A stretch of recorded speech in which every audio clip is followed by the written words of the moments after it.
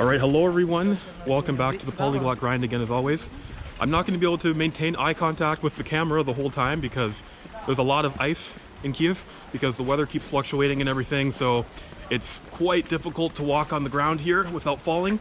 I've already almost gone down a couple times, but anyway, the point of today's video is time limits and how long it should or should not take to learn a language. I've talked to a few people, you know, language exchange partners and so on recently, and I've heard a lot of people complain that they're taking too long to learn whatever language it is that they're learning.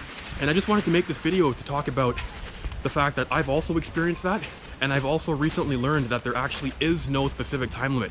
Unless, you know, you're learning for a specific reason, like you have to pass a test, then you know you do have to reach a certain level by a certain point. But if that's not your goal, then there is no time limit. If you've been studying English for 5 years and you still don't feel comfortable, that's fine, because everybody learns at a different speed. You know, if you picked up English in 1 month, that's great, but you know, everybody learns at a different speed. So in my case, when I was studying German, it took me about 9 months to feel comfortable. 9 months to be able to think in German, feel comfortable, have conversations and so on. When I tried to learn Chinese, Chinese took me 2 years and I still couldn't read children's books without a dictionary. So 9 months, 2 years. Portuguese took me 5 months to feel comfortable. I could speak Catalan at a basic conversational level after about a month because I already could speak, you know, Italian, Spanish, and Portuguese, a lot of similar languages, so I had a significant head start. But the point is, there is no specific time limit. If you take 10 years to learn English, or German, or Italian, or Dutch, or whatever it is you're learning, that's perfectly fine. There really is no time limit. And I also wanted to say that we should always celebrate small wins. You know, the fact that you have started learning the language is already huge. Most people don't even start. Well, I don't know the actual statistics, but you know, a lot of people don't even start. So the fact that you've actually started learning is already huge in itself. So you should pat yourself on the back and congratulate yourself for at least starting. And you know, the fact that you stuck with it for several years, like if you stuck with English for 5 years, that's already big in itself, because a lot of people give up after a couple weeks. So pat yourself on the back for that too. Because, you know, I was beating myself up because, you know, I was able to get to a decent level in Portuguese after 5 months. And then, you know, this is, if you guys read my blog, you'll know this is the 8th or 7th, or I don't know how many times I've tried to learn Russian, but I've tried and failed at learning Russian several times. I started again this time in 2020, around January, I think, or maybe it was December, the end of December of 2019. But the important thing is, I've stuck with it up until now.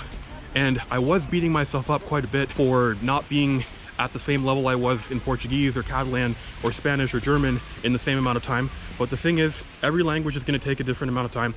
Everyone learns at a different speed. So the amount of time it takes me doesn't really matter.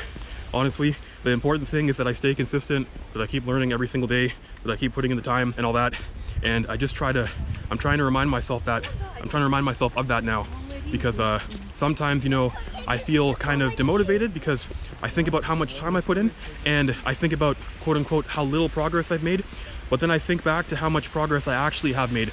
Because when I first started, I couldn't have conversations, I couldn't watch Russian TV series, I couldn't follow people's conversations and so on. But now I can actually have conversations. I'm in Ukraine now, as you guys know from the last episode, and I can actually talk to people now. So, you know, I'm not perfect, I'm not where I want to be yet, but I'm happy with the progress I've made, and I'm trying to repeatedly remind myself of that, and to not beat myself up, and to always celebrate small wins. So if you're watching this and you feel discouraged and you feel like you're not learning as fast as you could be, just remember there's no actual time limit.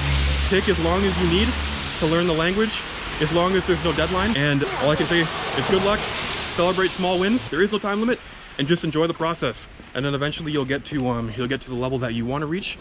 And yeah, so that was this will be the end of episode 2 of Kiev. So anyway, I hope you guys enjoyed that video. I'm gonna try and do a little video series where I just walk around the city and just talk about random realizations that I come to, or whether that's language learning stuff or self-development or just whatever comes to mind. And yeah, if you guys enjoy that or are looking forward to that, feel free to subscribe and stay tuned. More should be coming soon.